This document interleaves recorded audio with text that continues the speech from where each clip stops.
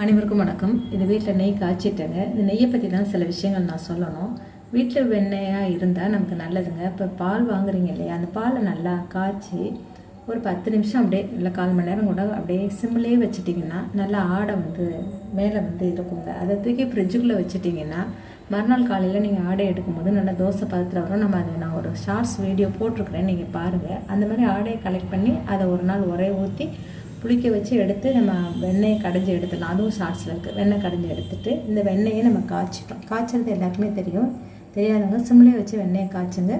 அதில் முருங்கைக்கீரை அல்லது கருவேப்பிலை, முருங்கைக்கீரை போட்டால் ரொம்ப வாசமாக இருக்கும். இல்லைன்னா கருவேப்பிலை மோரில் நினச்சிட்டு, உப்பு போட்ட மோரில் நினச்சிட்டு அதையும் உள்ளே போட்டு கடைசியில் நிப்பாட்டிங்கன்னா சூப்பராக இருக்கும். இப்போ இந்த வெண்ணெய் காய்ச்சிட்டு நெய்யை ஆற வச்சு எடுத்துகிட்டு அந்த உள்ளே கிடக்கிறது 2 முருங்கை இலையோட பீஸ் தான் அது கிடக்கு.